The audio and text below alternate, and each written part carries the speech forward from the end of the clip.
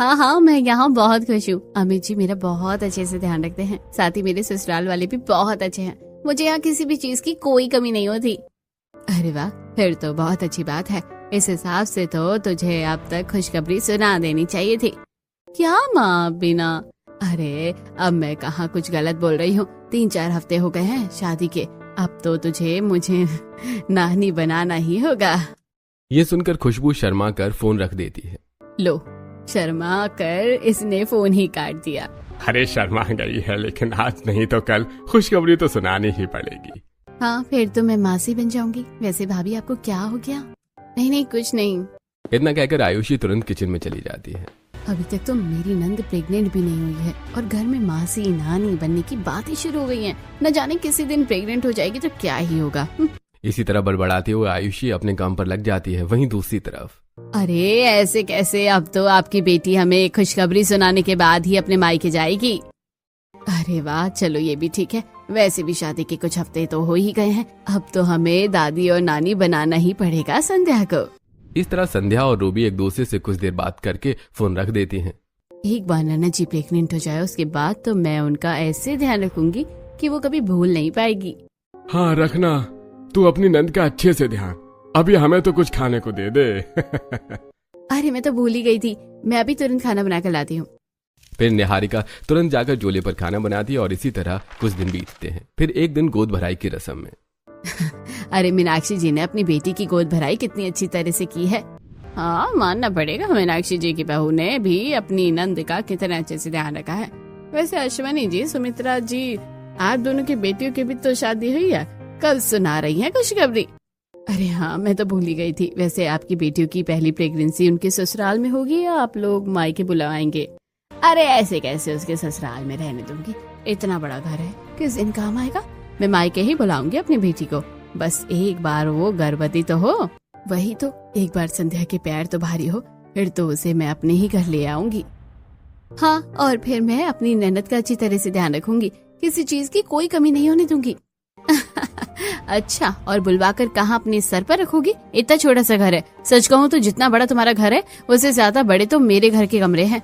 नंद के प्रेग्नेंट होने पर उन्हें मायके बुलवाकर उनकी सेवा करने के लिए बड़े घर की नहीं बल्कि बड़े दिल की जरूरत पड़ती है। अब इन्हीं अमीर और गरीब भाभीियों की अलग अलग सोच के साथ कुछ दिन बीतते हैं और फिर एक दिन अचानक, क्या, क्यों, कैसे, ये सब कैसे हुआ? वो ठीक तो है ना अभी? मुझे खुद नहीं पता, डॉक्टर बाहर ही निकल रहे हैं। आप लोग भी हॉस्पिटल आ जाइए। हाँ बिल्कुल, अभी आते हैं। इतना कहकर सुमित्रा तुरंत फोन रख देती है। अरे क्या हुआ सुमित्रा, तुम इतना घबरा क्यों रही हो? संध्या ठीक है ना? कुछ भी नहीं पता है, उसकी सास का फोन आया था, वो लोग अस्पताल में है। चलिए चलिए, हम लोग भी जल्दी चलते हैं। क्या नन्ही जी हॉस्पिटल में है? हे भगवान, उनकी रक्षा करना। आप लोग चलिए, मैं बाहर रिक्शा ढूंढता हूँ। सभी बहुत ज्यादा परेशान हो जाते हैं और तुरंत रिक्शा पकड़कर हॉस्पिटल पहुँचते हैं। क्या हुआ, मेरी बेटी ठीक तो है ना? मुझे खुद नहीं पता, डॉक्टर जब से अंदर गए हैं तब से बाहर ही नहीं निकल रहे हैं। क्या बताऊं, मुझे तो कुछ समझ ही नहीं आ रहा है। आप दोनों परेशान मत होइए, नन्ही जी को कुछ नहीं होगा। इंग्लिश में बात कर रहे थे कि तभी डॉक्टर आते हैं। डॉक्टर साहब, डॉक्टर, क्या हुआ? मेरी पत्नी ठीक तो है ना? उसे कुछ हुआ तो नहीं है? जी, वो देखिए घबराने की बात नहीं है, दरअसल बहू प्रेग्नेंट है और आप पापा बनने वाले हैं। क्या, सच्ची? ये सुनकर सभी हैरान हो जाते हैं और एक साथ सभी खुशी की लहर दौड़ पड़ती है। सभी तुरंत कमरे के अंदर जाते हैं और संध्या से मिलते हैं। माँ, मुझे तो यकीन ही नहीं हो रहा, क्या सच में ये सब सच है? मैं कोई सपना तो नहीं देख रही ना? अरे नहीं नहीं, ये कोई सपना नहीं है, बल्कि तेरे और अमित के प्यार की निशानी है। हाँ बहू, तू गर्भवती हो गई है। मुझे कितनी खुशी हो रही है, मैं तुझे बता नहीं सकती। हाँ नैनी जी, अब तो आप प्रेग्नेंट हो गई हैं, अब आप हमारे साथ अपने मायके चलिए, देखिएगा मैं वहाँ आपकी बहुत सेवा करूंगी। लेकिन भाभी, मम्मी जी। बहू तू चिंता मत कर, वैसे भी हम लोग इतने गरीब हैं और हमारे परिवार में कोई है भी नहीं जो तेरा अच्छे से ध्यान रख पाए। हाँ, वैसे भी शुरुआती महीने बड़े ध्यान से रहना पड़ता है, तो अपने मायके जा और अपनी भाभी के हाथों से सेवा करवा। रूबी की बात सुनकर सभी बहुत खुश हो जाते हैं और संध्या अपनी नंद साथी पूरे परिवार के साथ शाम तक वापस घर लौटती है। अरे नन्ना जी, पहले मैं आपकी आरती करूंगी, उसके बाद ही आप अंदर आइएगा और फिर नजर भी तो उतारना है। अरे लेकिन इसकी क्या जरूरत है भाभी? अरे जरूरत कैसे नहीं है, आपकी पहली प्रेगनेंसी है, इस समय संभाल कर रहना चाहिए, लोगों की बुरी नजर लग जाती है। इतना कहकर निहारिका तुरंत संध्या की नजर उतारती है और फिर उसे बिस्तर पर बिठाती है। भाभी मुझे बहुत तेज भूख लगी है, कुछ खाने को है क्या? हाँ हाँ बिल्कुल, मैं अभी सभी के लिए खाना बनाकर लेकर आती हूँ। फिर निहारिका तुरंत चूल्हे पर खाना बनाती है और पूरे परिवार को खिलाती है। इसी तरह अगले दिन दूसरी तरफ। अच्छा चलो मैं ऑफिस जा रहा हूँ। हाँ हाँ तुम तो ऑफिस चले जाओगे, इस घर में मैं अकेली बोर हो जाऊंगी। इतने दिन हो गए हैं, मुझे अपने मायके जाना है। अच्छा जी, तो आपका मन यहाँ नहीं लग रहा है? क्या करोगी मायके जाकर? वहाँ जाऊंगी, माँ से मिलूंगी, भाभी से मिलूंगी, उनके साथ शॉपिंग करूंगी और आराम करूंगी। अब तुम ना मुझे पापा बनाकर ही मायके जाना, समझे मैडम? इतना कहकर अमित तुरंत ऑफिस के लिए निकल जाता है। इनसे तो सिर्फ बातें ही बनवा लो, खुद का फोन यहीं भूल कर चले गए। उफ, ये भी ना। इतना कहकर खुशबू तुरंत अमित को फोन देने उसके पीछे पीछे जाती है। तभी हॉल में अचानक बेहोश हो जाती है। अरे बहू, तुझे क्या हो गया? खुशबू, खुशबू तुम बेहोश कैसे हो गई? उठो, हे भगवान ये क्या हो गया? अमित तुरंत खुशबू को गोद में लेकर सोफे पर लेटाता है और तुरंत डॉक्टर को बुलाता है। डॉक्टर आने के साथ ही तुरंत खुशबू का चेकअप करते हैं। क्या हुआ डॉक्टर, मेरी बहू ठीक तो है ना? हाँ हाँ बिल्कुल, ऊपर से खुशखबरी है, आपकी बहू प्रेग्नेंट है। वाह, क्या सच्ची? अरे मुझे तो विश्वास ही नहीं हो रहा। तभी डॉक्टर वहां से चले जाते हैं और खुशबू को होश में आते ही। अरे खुशबू, होश आ गया तुम्हें? पता है हम लोग मम्मी पापा बनने वाले हैं। क्या सच्ची? हाँ हाँ बहू, बिल्कुल सच। मुझे तो रहा ही नहीं जा रहा। ये बात जब मैं माँ को बताऊंगी, भाभी को बताऊंगी तो वो लोग कितने ज्यादा खुश हो जाएंगे। हाँ हाँ वो तो है ही। रुक, मैं अभी समधन जी को फोन करके बताती हूँ। फिर आशा तुरंत अश्विनी को फोन करती है और खुशखबरी सुनाती है। अरे वाह, ये तो कितनी जबरदस्त और मस्त खबर सुनाई है समधन जी आपने।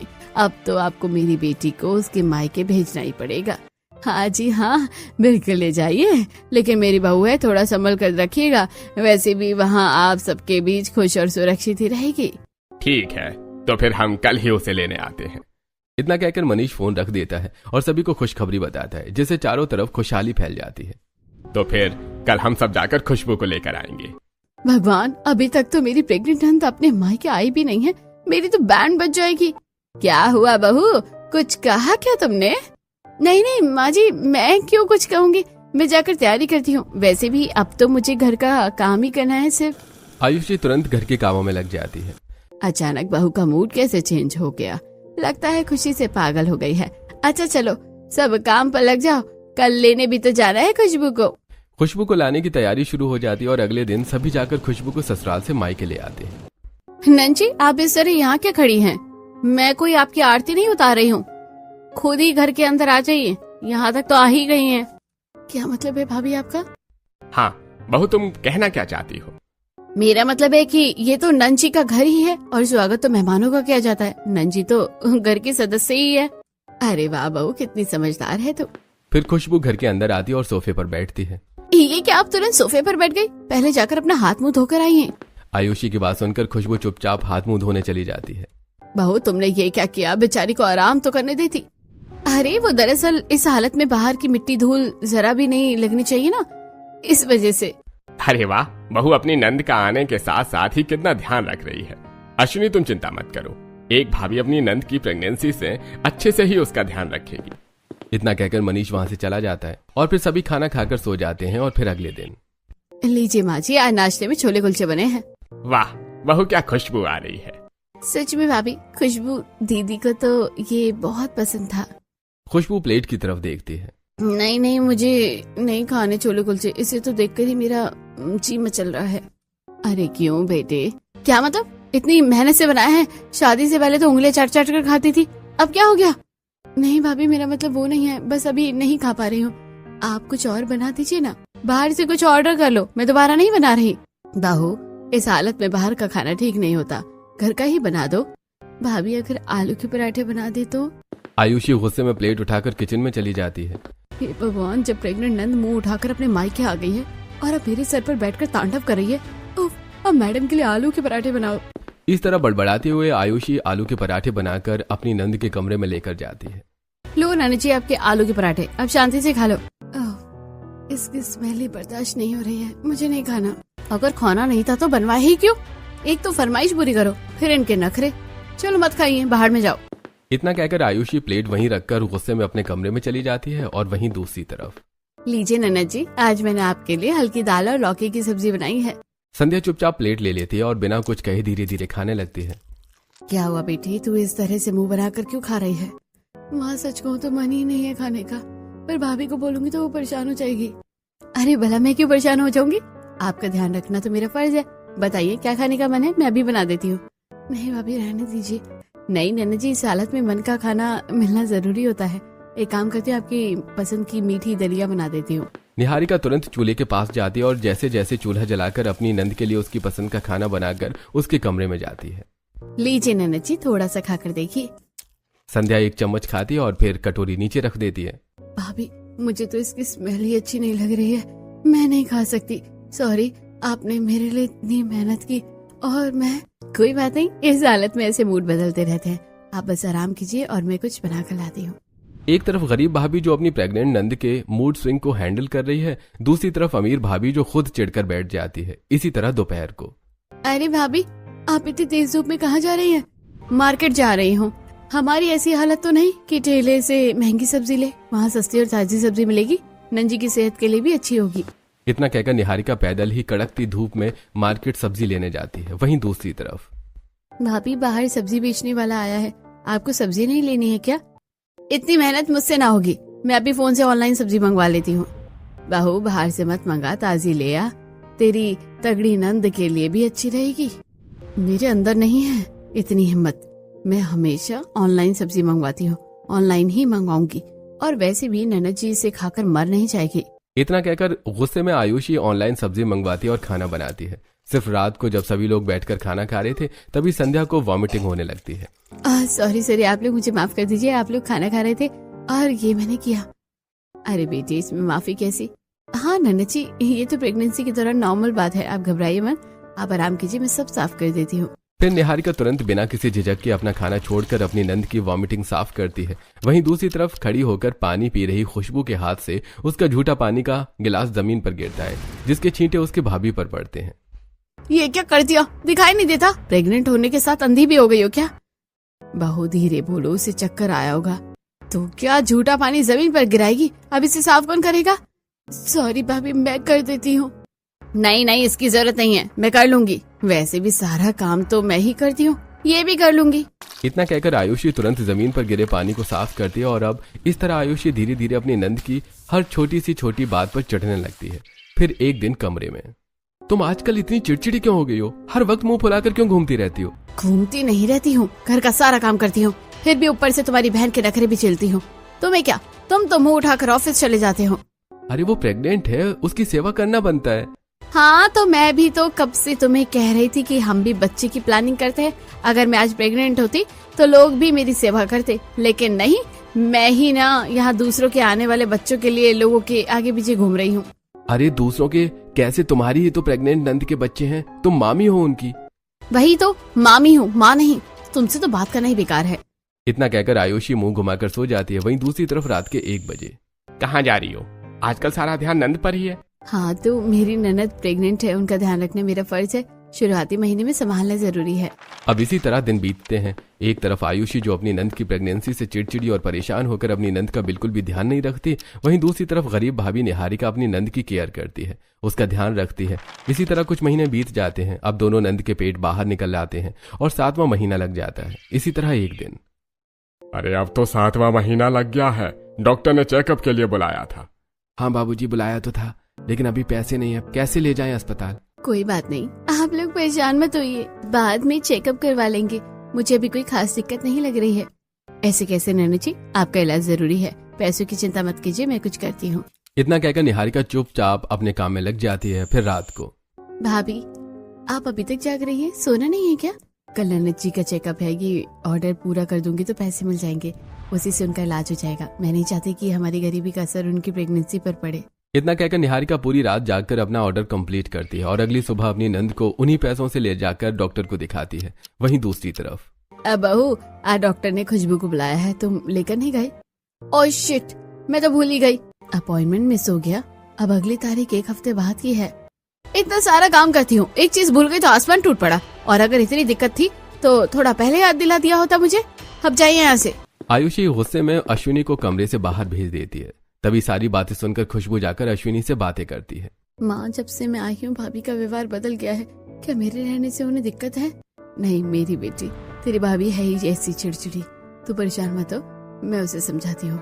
अब धीरे धीरे खुशबू अपनी भाभी के बदलते बिहेवियर को देखकर परेशान हो जाती है। इसी तरह फिर अगली सुबह मेरी ननद की डिलीवरी का वक्त सामने आ रहा है।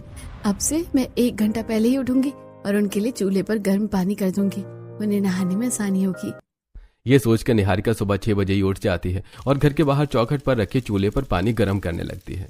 अरे निहारिका, इतनी सुबह क्या कर रही हो और गर्मी में पानी क्यों गर्म कर रही हो? नंद जी के लिए पानी गर्म कर रही हूँ। इस हालत में ठंडे पानी की जगह गर्म पानी बॉडी को रिलैक्स देता है। ये सुनकर सारी औरतें आपस में फुसफुसाने लगती हैं। कितनी अच्छी भाभी है, गरीब होने के बावजूद भी अपनी प्रेग्नेंट नंद का कितना ध्यान रखती है। अरे हाँ, वही तो। इसके ठीक अपोजिट वो अमीर भाभी है जो अपनी प्रेग्नेंट नंद का जरा भी ध्यान नहीं रखती है, बस अमीरी पर इतराती है। इस तरह धीरे धीरे पूरे मोहल्ले में भी बातें शुरू हो गई थी। तभी संध्या आती है। भाभी, इसकी क्या जरूरत थी? जरूरत थी नैना जी, इस हालत में ठंडे पानी से नहीं नहाते। वो गर्म पानी देती है और संध्या मुस्कुराते हुए अंदर चली जाती है। वहीं दूसरी तरफ भाभी, मैंने कहा था गीजर ऑन कर देना, अब मुझे ठंडे पानी से नहाना पड़ेगा। तो क्या हुआ, वैसे भी ठंडे पानी से नहाकर मर तो नहीं जाओगी ना, और फिर गीजर तो खुद ऑन कर सकती हो। तभी अश्विनी आ जाती है। बाहू, ये क्या तरीका है? प्रेग्नेंट है वो, इसका ध्यान रखो, गीजर ऑन क्या करो। इतने अमीर होकर भी मुझे सेवा करनी पड़े तो क्या ही फायदा ऐसी अमीरी का। इतना कहकर आयुषी बड़बड़ाते हुए गीजर ऑन कर देती है। फिर दोपहर में अरे नन्हे जी, आप क्यों उठ रही हैं? मुझे आवाज दे देती। भाभी, मैं खुद ले लूंगी। नहीं, आप बस आराम कीजिए, मैं हूँ ना। वैसे आप अपने सारे धोने के कपड़े दे दीजिए, मैं धो देती हूँ। इतना कहकर निहारिका संध्या के सारे गंदे कपड़े अपने साथ ले जाकर खुद अपने हाथों से धोने लगती है। वहीं दूसरी तरफ अरे भाभी, आप कहाँ हैं? ये मेरे कपड़े भी वॉशिंग मशीन में डाल दीजिएगा ना। हाँ, क्यों नहीं, मैं तो हूँ ही नौकरानी, दे दो मुझे।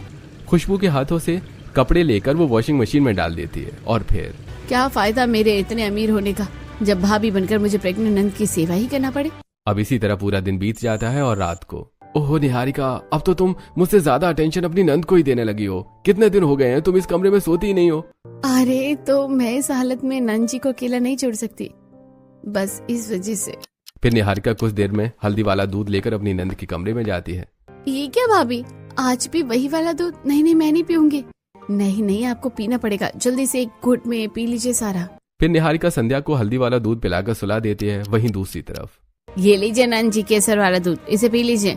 थैंक यू सो मच भाभी। वैसे भाभी, आज मुझे बहुत डर लग रहा है, आप मेरे कमरे में सो जाइएगा। नहीं सॉरी, तुम्हारे साथ इतना बड़ा घर और इतना अमीर होने का क्या ही फायदा जब एक ही कमरे में सोना पड़े।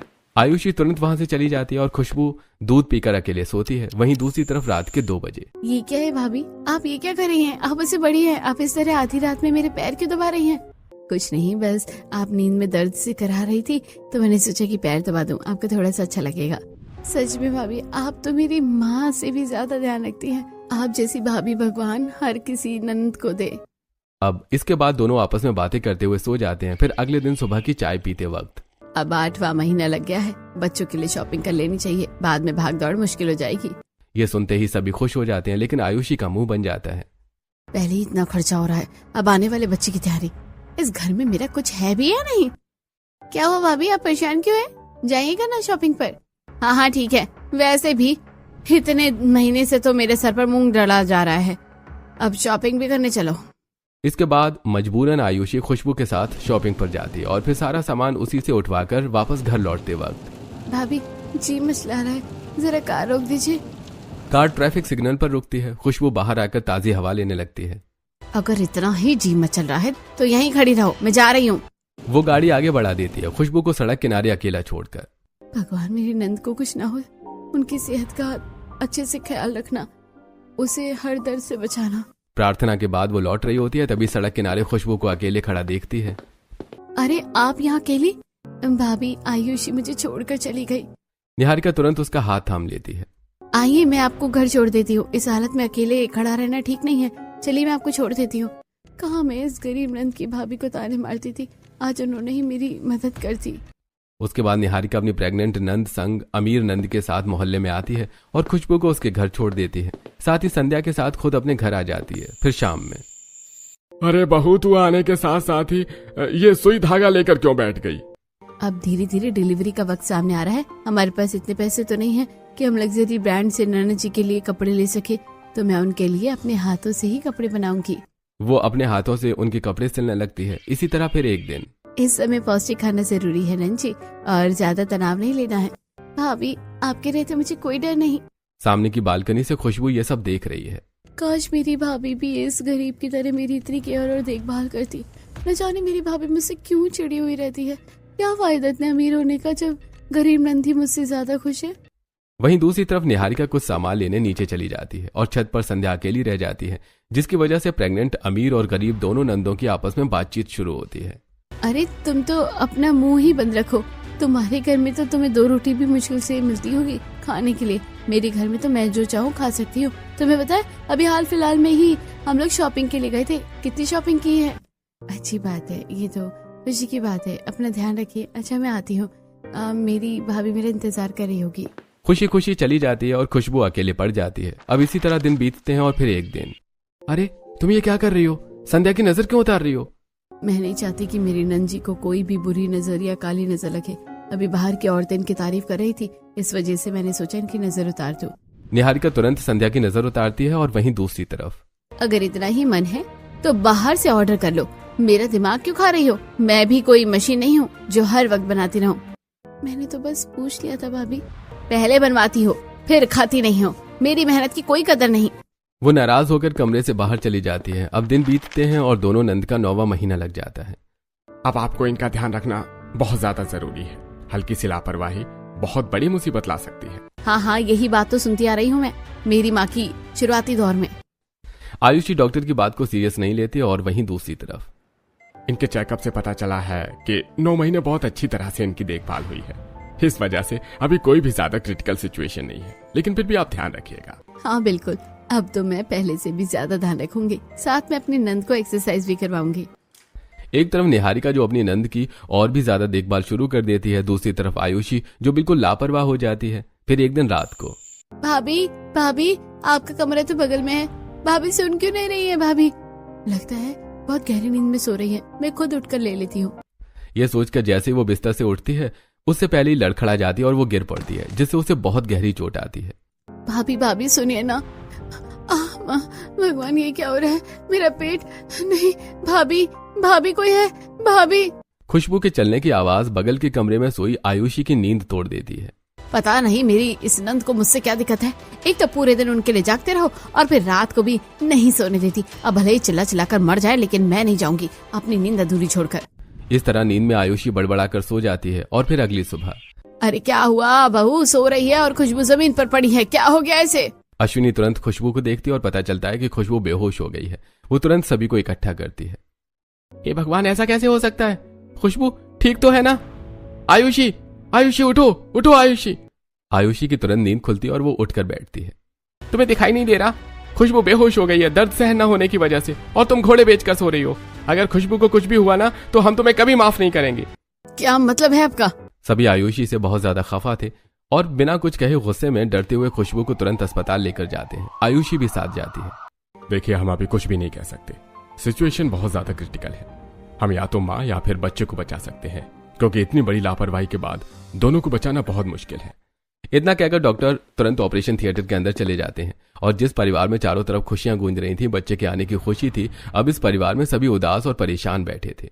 हे भगवान, मुझसे कितनी बड़ी गलती हो गई। मेरी एक गलती की वजह से पूरे परिवार की खुशियां छीन गई। ये मैंने क्या कर दिया? मुझे इस गलती की जो सजा मिलेगी मैं स्वीकार कर लूंगी। अब बस मेरे नैना जी और उनके बच्चे को कुछ मत होने दीजिएगा। आयुषी को अपनी गलती का एहसास हो जाता है और वो अपनी नंद के लिए प्रे करने लगती है। वहीं दूसरी तरफ जब सभी नाश्ता कर रहे थे, भाभी बहुत तेज दर्द हो रहा है। सब घबरा जाते हैं। निहारिका तुरंत उसे संभालती है। नंजी आप घबराइए मत, लगता है लेबर पेन शुरू हो गया है, जल्दी कुछ करो। निकुंज तुरंत जाता है और बाहर रिक्शा ढूंढने की कोशिश करता है। रिक्शा, अरे रिक्शा। ये भगवान, एक भी रिक्शा वाला नहीं सुन रहा है। अब क्या होगा? ये सिचुएशन बहुत ज्यादा गंभीर हो जाती है, जिसकी वजह से निकुंज तुरंत दौड़ते हुए पास के डॉक्टर को ही घर पर बुला लेते हैं। घबराइए मत, डिलीवरी यहीं करानी पड़ेगी। अस्पताल तक ले जाने का वक्त नहीं है हमारे पास। डॉक्टर की बात सुनते ही सब घबरा जाते हैं और चारों तरफ सन्नाटा छा जाता है। दरवाजे के बाहर सभी इंतजार करने लगते हैं। तभी डॉक्टर बाहर आते हैं। बधाई हो, बेटी हुई है। ये सुनते ही सबके चेहरे खिल उठते हैं। निहारिका की आंखों में खुशी के आंसू आ जाते हैं। मेरी नंद की बेटी। हाय हे भगवान, इसे बुरी नजर से बचाना। मैं कोई सपना तो नहीं देख रही। इस दिन का तो न जाने कितने दिनों से बेसब्री से इंतजार था। आखिरकार मैं नानी बन गई। आंगन में हंसी और बच्चे की किलकारी गूंज उठती है। पड़ोसी भी सुन लेते हैं। अरे संध्या की बेटी हुई है, देखो तो कितनी खुशियां हैं। एक बात माननी पड़ेगी, निहारिका इतनी गरीब होने के बावजूद अपनी गरीब नंद की प्रेगनेंसी का कितना अच्छी तरह से ध्यान रखा है। हाँ वही तो। वैसे समीर नंद का क्या हुआ? इनके घर में बड़ा सन्नाटा है, क्या हो गया? वहीं दूसरी तरफ क्या हुआ? सब ठीक तो है ना डॉक्टर? डॉक्टर आप चुप क्यों है? कुछ बोलिए। घबराने की कोई बात नहीं है। भगवान की कृपा से बच्चा और माँ दोनों सुरक्षित हैं और आपके नंद ने लड़के को जन्म दिया है, मुबारक हो। चारों तरफ सन्नाटे के बीच अचानक इतनी बड़ी खुशी मिलने से सभी बहुत ज्यादा खुश हो जाते हैं और तुरंत खुशबू से मिलते हैं। बेटी मुझे कितनी खुशी हो रही है, मैं तुझे बता नहीं सकती। मैं नानी बन गई। हाँ, और मैं नाना। हाँ, और मैं मामी। अरे चुप हो जाओ तुम। मामी शब्द में ही माँ आता है और तुमने उस शब्द का कभी लिहाज नहीं रखा। थोड़ी सी एक्स्ट्रा जिम्मेदारियां तुम्हारे ऊपर क्या आई तो मेरी बहन से चलने लगी और इस हद तक नीचे गिर गई कि कल उसे अकेला छोड़ दिया। कल तूने बहुत गलत किया। अब ना ही मुझे तुझसे बात करनी है और ना ही कुछ कहना है। तुझे सिर्फ अपनी अमीरी का ही घमंड रहा है हर वक्त। अब तू पैसों के साथ ही खुशियां मना। मुझे माफ कर दीजिए। मुझे मेरी गलती का एहसास हो गया है। मुझे बिल्कुल भी अंदाजा नहीं था मेरी एक गलती की वजह से इतनी बड़ी अनहोनी हो सकती थी। वो तो भगवान की कृपा है कि कुछ हुआ नहीं। प्लीज प्लीज मुझे माफ कर दीजिए, मैं कभी ऐसा नहीं करूंगी। सभी अपना मुंह घुमा लेते हैं और आयुषी माफी मांगती रह जाती है कि तभी आप सब लोग भाभी को माफ कर दीजिए। चिड़चिड़ाकर या फिर गुस्से में भी 9 महीने भाभी ने मेरा ध्यान रखा और फिर कल के लिए इन्हें जब अपनी गलती का एहसास है तो हमारे लिए तो इतना ही काफी है। हमें और क्या चाहिए? सच में नंद जी आप कितनी ज्यादा अच्छी है और एक मैं हूँ, जरा सा काम बढ़ने पर कितना परेशान किया था मैंने आपको। फिर खुशबू के माफ करने की वजह से घर के सभी लोग एक एक करके आयुषी की आंखों के आंसू पोंछकर आयुषी को माफ कर देते हैं और फिर शाम तक पूरा परिवार बच्चों के साथ घर लौटता है। रुक जाइए नंद जी, पहले मैं आपकी आरती करूं और फिर नजर उतारूंगी। जब आप प्रेग्नेंट थी तब तो मुझे इस खुशी का अंदाजा नहीं था, लेकिन अब मैं आपको इस तरह घर में बिना आरती के नहीं आने दूंगी। आयुषी तुरंत आरती की थाली लाती है और अपनी अमीर नंद की आरती उतार कर उसकी बुरी नजर उतारती है और फिर खुशबू घर के अंदर आती है। नंद जी आप आराम से बैठिए, मैं आपके लिए गर्म पानी लेकर आती हूँ। अपनी गलती के एहसास के बाद आयुषी अपनी नंद का अच्छे से ध्यान रखना शुरू कर देती है और फिर अमीर गरीब दोनों नंदों की प्रेगनेंसी इस तरह उनके मायके में पूरी होती है।